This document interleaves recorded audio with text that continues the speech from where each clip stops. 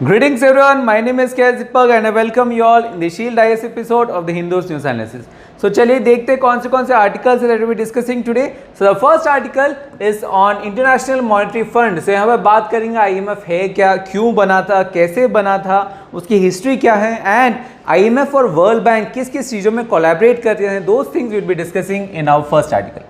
The second article is regarding the right to information, a very important topic. तो यहाँ पर बात करेंगे आरटीआई है क्या, उसकी हिस्टोरिकल कॉन्टेक्स्ट को समझेंगे, क्यों लाया गया था, क्या क्या थे रीजंस और कैसे लाया गया और इस लाने में क्या क्या इश्यूज़ हैं जो कि रिफॉर्म किए गए थे, क्या क्या इश्यूज़ हैं जो कि स्टिल कंसिस्ट करते हैं. तो दो things will be discussing in our second article.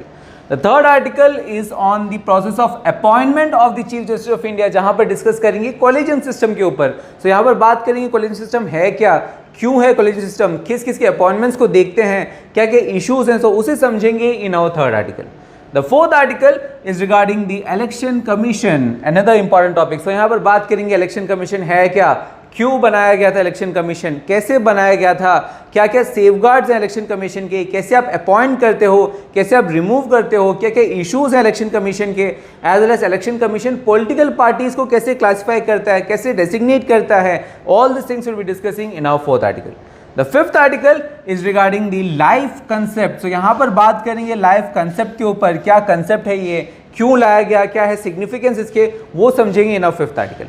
The sixth article is regarding the geospatial technology. So यहाँ पर बात करेंगे geospatial technology होता क्या है, क्यों है geospatial technology important, इंडिया ने क्या क्या मेजर्स लिए हैं geospatial technology को लाने के लिए, एज वेल एज कौन सा UN कांग्रेस है जो कि geospatial technology से रिलेटेड है, तो उसे समझेंगे in our sixth article. Then on the seventh article we will be discussing about PAC, that is the Public Accounts Committee. So यहाँ पर बात करेंगे PAC के बारे में, PAC क्या है, क्यों बनाया गया PAC, पैक का रोल क्या है, पैक का इंपॉर्टेंस क्या है, पैक में इश्यूज क्या है, सो वो देखेंगे in our seventh article. And as usual the eighth one is on the quiz of the day. So let's start the first one, that is on the IMF. अब जो international monetary fund है ये consistently काफ़ी दिन से newspaper में cover किए जा रहे हैं, and that is why we have also covered it in our 2 सितंबर वीडियो, जहाँ पर IMF क्या है, क्यों बनाया गया, कैसे बनाया गया, कौन से मेंबर्स हैं, एज वेल एज IMF और वर्ल्ड बैंक कैसे कोऑपरेट करते हैं, कैसे कैसे सिमिलैरिटीज रखते हैं. All this things I have discussed in our 2 सितंबर video itself. So please refer to our video so that you could have a basic understanding of IMF as well as how IMF is related to World Bank. That clarity you would be having after referring to this video. So with that, now let's move to our next article, that is on the RTI, right to information. Now RTI is also a very important topic. So इसलिए RTI को basic से समझते हैं, history से समझते हैं. So the history of RTI. So RTI का अगर हम हिस्ट्री देखें, so the first law all of the world, first law was enacted in Sweden in the year 1766. 1766 में स्वीडन में ही फर्स्ट लॉ एनेक्ट किया गया था. इसके बाद इंडिया में भी ज़रूरत पड़ने लगी, इसलिए काफ़ी सारे जजमेंट्स ने सुप्रीम कोर्ट ने कहा कि right to information is important, but the major judgement और द माइलस्टोन जो था that was the Rajnarayan versus state of Uttar Pradesh case of 1976. वहां पर सुप्रीम कोर्ट ने कहा कि right to information will be treated as a fundamental right under article 19 clause 1. उसमें article 19 clause 1 में right to information would be included as a fundamental right. वो fundamentalism जो है वो जुड़ गया. इसके बाद अब जरूरत पड़ी कि एक लीगल मैकेनिज्म होने की जरूरत है, एक लेजिस्लेशन होने की जरूरत है. तो काफ़ी सारे गवर्नमेंट्स में particularly starting with the VP Singh government in the 1990 उन्होंने चाहा कि एक लीगल एक फ्रेमवर्क रहे, एक लॉ बने जो कि राइट टू इन्फॉर्मेशन को प्रोटेक्ट कर रहा हो. बट काफ़ी ज़्यादा फ्रूटफुल नहीं रहा, वो मेटलाइज नहीं हो पाया क्योंकि काफ़ी सारे इश्यूज थे, और इसीलिए काफ़ी सारे जो सिविल सोसाइटी के जो मेंबर्स थे, जो प्रेशर ग्रुप्स थे, वो निकल आए. उन्होंने कैंपेन स्टार्ट किया. Particularly there were groups like this Mazdoor Kisan शक्ति संगठन, जिन्होंने स्टार्ट किया कैंपेन्स एंड उन्होंने पहुंचाया, उन्होंने अवेयरनेस जो है वो बढ़ाया ग्रास रूट तक कि क्यों इंपॉर्टेंट है राइट टू इन्फॉर्मेशन. इसके बाद Tamil Nadu became the first Indian state to pass the RTI law in the year 1997. Then there was this Freedom of Information Act also, which was having the basic intent similar to that RTI also, but वो implement नहीं हुआ. Then उसके बाद आया our Right to Information Act in the year 2005, जो कि आया गया था जो कि पास किया गया था by the recommendations of National Advisory Council. And this is how the present form of RTI act, जो प्रेजेंट फॉर्म में जो आरटीआई है that is having its connections to the RTI act of 2005. अब देखते हैं क्या क्या है basic features of RTI act. So basic features starting with the objectives. क्या है ऑब्जेक्टिव्स आरटीआई एक्ट ऑफ 2005 के? So first objective is the intent itself. जो intent था that was to empower the citizens. Citizens को empower करने की जरूरत थी. जब citizens के पास information होगी, जानकारी होगी, then they would be empowered. Empowerment, there is be information जो होगा, then it is increasing the transparency. आप transparency बढ़ा रहे हो. जब transparency बढ़ा रहे हो तब accountability ला रहे हो, जवाबदेही बढ़ा रहे हो, accountability ला रहे हो सिस्टम में. जब transparency है, accountability है और citizens जो है वो empowered है, then करप्शन जो है वो कम हो जाते हैं. एज वेल एज जब करप्शन कम है, ट्रांसपेरेंसी है, accountability and citizens are also empowered, then they will be participating in the democratic process. Democratic process में वो प्रोएक्टिवली पार्टिसिपेट करेंगे. So these are the objectives of this act. So the basic intent, the reason for bringing this act was to decrease the corruption on the scandals. जो scandals चल रहे थे, जो corruption थे, उसे डिक्रीज करने का मकसद था. इसके साथ साथ जो प्रेशर ग्रुप्स थे, international groups as well as national groups, जो भी प्रेशर ग्रुप्स थे वो कहीं ना कहीं चाह रहे थे कि ऐसा लेजिस्लेशन लाए ताकि गवर्नमेंट की जो पावर्स हैं वहां पर एक अकाउंटेबिलिटी लाए, ट्रांसपेरेंसी लाए. So these are the reasons for which we adopted this RTI act. अब देखते हैं क्या क्या बेसिक फीचर्स हैं एक्ट के. सो उसे समझने के लिए वी नीड टू अंडरस्टैंड कि क्या क्या सेक्शंस हैं. So for example, the first section is the section 2 subsection F, जहां पर ये मेंशन किया गया है कि इंफॉर्मेशन का मतलब क्या होता है. जैसे कि राइट टू इंफॉर्मेशन में जो इंफॉर्मेशन है उसका मतलब क्या होगा. सो यहाँ पर दे हैव मेंशन कि it would include records, documents, the memos, emails, contracts, log books and others, जो कि सब इंफॉर्मेशन के अंदर कंसिडर किए जाएंगे. Then in the section 2 subsection J उन्होंने ये कहा है कि जो भी अथॉरिटी जो कि पब्लिक अथॉरिटी हो वो आरटीआई के अंदर आते हैं, आरटीआई के एम्बिट के अंदर आएंगे. Then in section 4 they have mention कि जो भी पब्लिक अथॉरिटीज होंगे उन्हें स्यो मोटो खुद से ही काफी सारे इंफॉर्मेशन को डिस्क्लोज कर देना चाहिए. देन जो एक्सेप्शंस हैं इस आर्टिकल के दे have mention in the section 8. So section 8 subsection 1 में ये कहा गया है कि कौन से एक्सेप्शंस हैं जो कि जहां पर आपको इंफॉर्मेशन देने की जरूरत नहीं है जब आरटीआई फाइल किया जाए.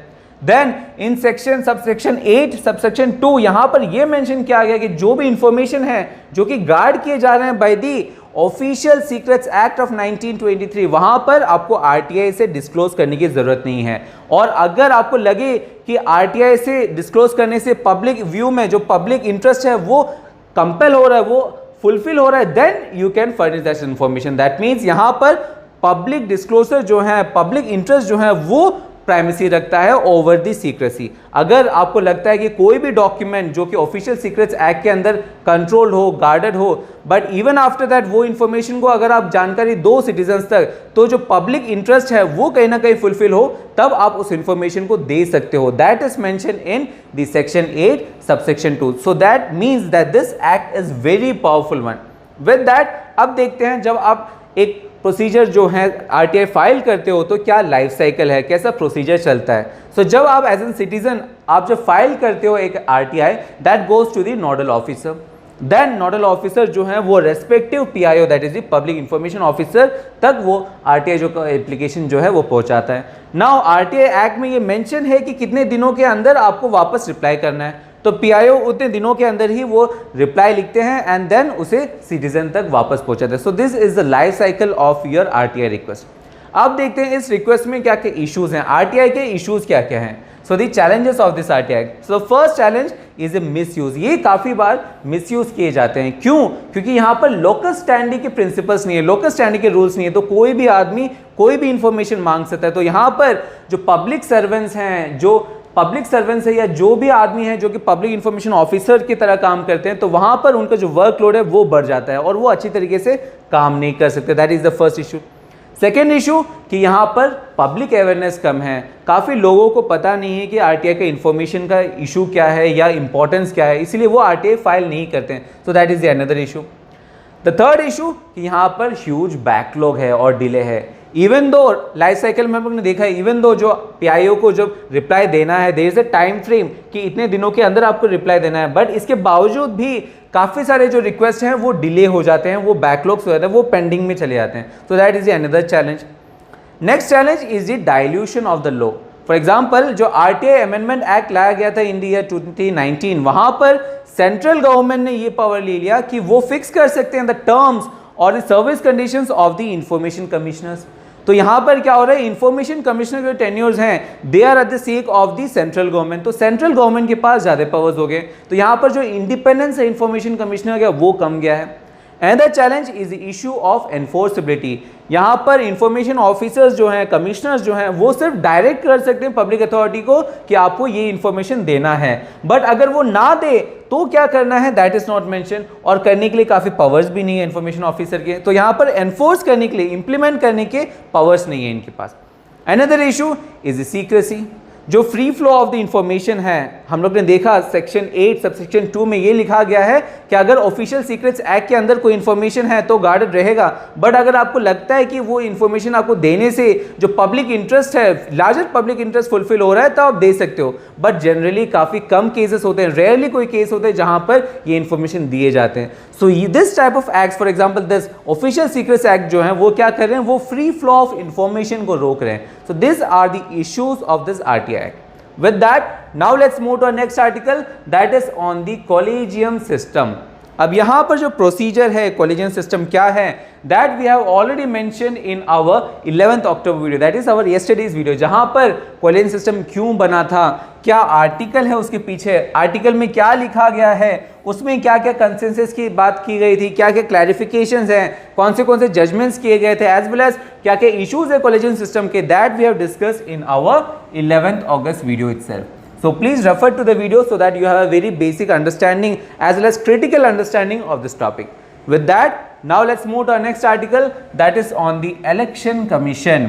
अब यहाँ पर इलेक्शन कमीशन भी काफ़ी दिनों से कंसिस्टेंटली न्यूज़पेपर में किए जा रहे हैं कवर, एज वेल एज यहाँ पर हम लोग ने कवर किया गया है इन दी 14 सितंबर वीडियो, जहाँ पर आई डिस्कस कि इलेक्शन कमीशन है क्या, क्यों लाया गया था इलेक्शन कमीशन, क्या क्या पावर्स है इलेक्शन कमीशन के, स्टेट इलेक्शन कमीशन से कैसे हम लोग कंपेयर कर सकते हैं, एज वेल एज क्या क्या इश्यूज हैं, those things a critical overview I have comprehended in our 14 September video. So please refer to the video so that you have a very clear understanding of this topic. With that now let's move to our next article, that is on the life concept, life.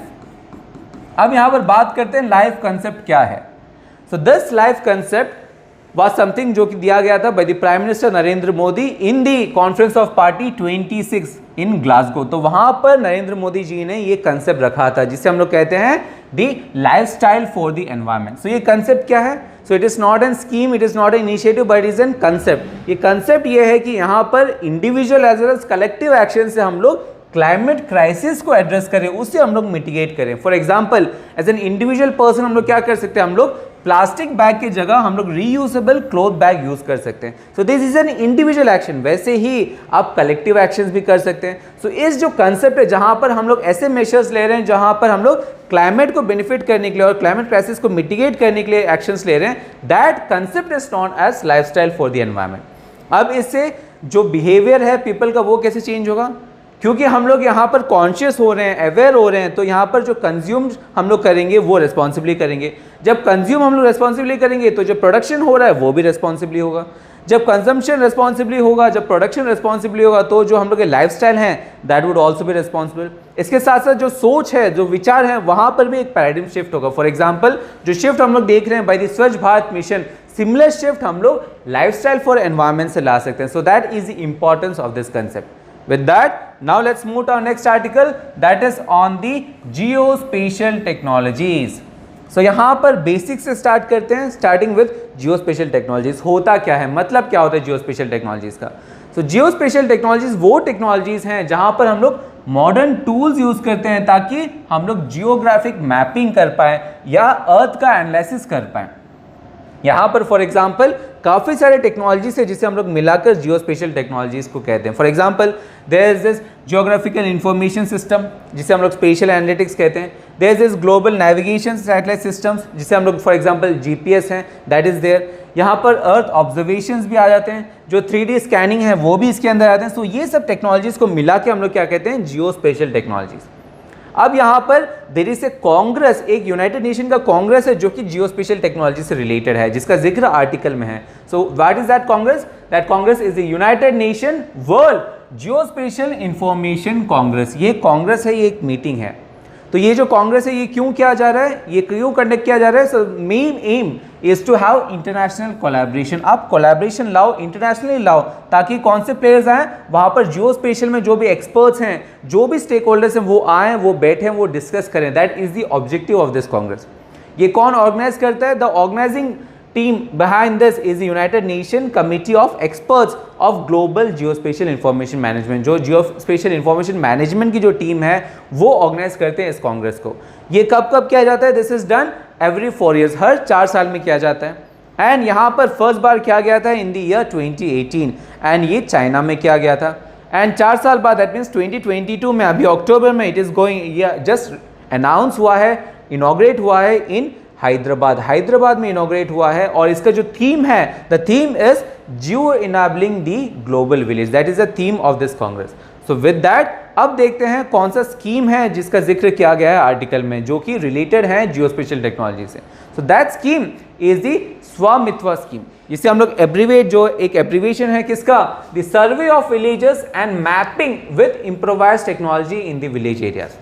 सो ये जो है आपको नाम से ही काफ़ी evident है, यहाँ पर जो पंचायती डिपार्टमेंट्स हैं, जो पंचायती राज की जो मिनिस्ट्री हैं, वो स्टेट पंचायती राज और डिपार्टमेंट, रेवेन्यू डिपार्टमेंट या सर्वे डिपार्टमेंट, सब मिलकर इस सिस्टम को इम्प्लीमेंट करने की कोशिश कर रहे हैं। सो यहाँ पर क्या कर रहे हैं? यहाँ पर जो रूरल एरियाज में जो घर हैं, जो भी लोकेलिटीज़ हैं, जो भी फॉर्मेशन है, वहाँ उसको जियो टैग करने की कोशिश कर रहे हैं। यहाँ पर ड्रोन्स जैसे जो टेक्नोलॉजीज हैं उसके थ्रू हम लोग जियो टैग करने की कोशिश कर रहे हैं। सो इससे बेनिफिट क्या होगा? इससे बेनिफिट यह होगा कि यहाँ पर जो प्लानिंग आप कर रहे हैं वो स्ट्रीमलाइन मैनर में होंगे, वो मोर कंसाइज मैनर में, रैशनलाइज मैनर में होंगे। इसके साथ साथ यहाँ पर जो रेवेन्यू कलेक्शन है वहाँ पर भी बेटर तरीके से आप उसे ओवरसी कर सकते हो। So this is the advantage of this स्वामित्व स्कीम।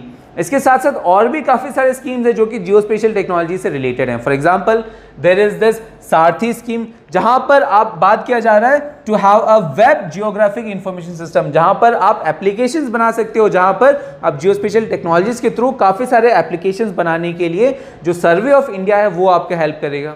इसके अलावा there is this online map portal, जहां पर आप मैप्स बना सकते हो।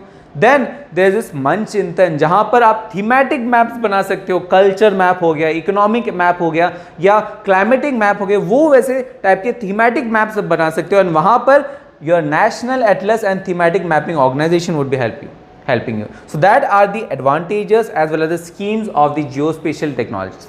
With that, now let's move to our next article, that is on the Public Accounts Committee. तो यहाँ पर बात करेंगे पब्लिक अकाउंट्स कमेटी से, बट इससे पहले ये जानना जरूरी है कि पब्लिक अकाउंट्स कमेटी क्या है। सो पब्लिक अकाउंट्स कमेटी जो है वो एक कमेटी है which is a part of parliamentary committees. तो जो पार्लियामेंट में पार्लियामेंट के वर्क्स को हेल्प करने के लिए, स्ट्रीमलाइन करने के लिए, इफेक्टिवनेस बढ़ाने के लिए देयर आर वेरियस कमिटीज। वहाँ पर there are temporary committees also, जिसे हम लोग कहते हैं ad hoc committees, and there are permanent committees also. So this financial committees जो है एक डिफरेंट टाइप के कमिटीज है जो कि परमानेंट कमिटीज होते हैं। वहाँ पर फाइनेंशियल कमिटीज के अंदर काफ़ी सारे कमिटीज हैं and one of the committee is the public accounts committee. अब बात करते हैं पब्लिक अकाउंट्स कमेटी का क्या बेसिक फीचर्स हैं, नुआंसेस को जानते हैं। तो फर्स्ट फीचर इसकी कब लाया गया। सो इसके जो आइडिया है that was first introduce in the year 1921, जहां पर एक एक्ट आया था known as the government of India act 1919, जिसे हम लोग नॉर्मली कहते हैं द मॉनफोर्ड रिफॉर्म्स। सो मॉनफोर्ड रिफॉर्म्स में फर्स्ट बार पब्लिक अकाउंट्स कमेटी का जिक्र किया गया था। इसके बाद ये जो काम है पब्लिक अकाउंट्स कमेटी क्या काम करते हैं, वो जो कॉम्प्ट्रोलर एंड ऑडिटर जनरल जो भी रिपोर्ट एनुअली पब्लिश करते हैं उस रिपोर्ट्स को स्टडी करते हैं, एग्जामिन करते हैं। सो कौन से रिपोर्ट्स हैं जो कि कैग लाते हैं। सो वहाँ पर बेसिकली 3 रिपोर्ट्स हैं। There is this audit report on appropriation accounts, there is this audit report on finance accounts and there is this audit report on public undertakings. So CAG जितने भी reports करते हैं, publish करते हैं annually, उनमें से ये जो 3 रिपोर्ट्स हैं उन तीनों रिपोर्ट्स को एग्जामिन करने का काम दिया गया है पैक को। सो एग्जामिन करके वो क्या करते हैं, एग्जामिन करके वो ये देखते हैं कि वहाँ पर अकाउंटेबिलिटी लाते हैं, वहाँ पर अगर कोई वेस्टेज है, कोई लॉस है, कोई करप्शन है, कोई ज़्यादा खर्चा हुआ है या कोई इनफेक्टेशन है, तो वहाँ पर उसे कैसे अब हम लोग पब्लिक व्यू में लाएं, दैट इज समथिंग जो कि पैक काम करता है। So that is meaning that PAC is a very important organization. अब इसके कौन से मेंबर्स होते हैं। सो यहाँ पर जो मेंबर्स होते हैं वो आप पार्लियामेंट से ही निकालते हो और पार्लियामेंट से you elect them on the basis of the proportional representation by single transferable vote. अब यहाँ पर कितने मेंबर्स होते हैं, यहाँ पर ऑल टुगेदर 22 मेंबर्स रहते हैं और ये 22 मेंबर्स में से 15 मेंबर्स लोकसभा में से होते हैं और 7 मेंबर्स राज्यसभा में से होते हैं। और जो इसका जो चेयरपर्सन है वो लोकसभा स्पीकर इलेक्ट करते हैं और जनरली कन्वेंशन के हिसाब से जो चेयरपर्सन है वो रूलिंग पार्टी के नहीं होते हैं बट अपोजिशन पार्टी के होते हैं। सो प्लीज रिमेंबर यहाँ पर अपोजिशन पार्टी के चेयरपर्सन होते हैं। So that is the features of पैक्ट। With that now let's see the quiz of the day. So the first question is regarding the committees itself. यहाँ पर वो committees को आपको mention करना है जो कि independent regulators के तरह काम करें. The second question is regarding the Lok Sabha speaker as well as the deputy speaker of Lok Sabha.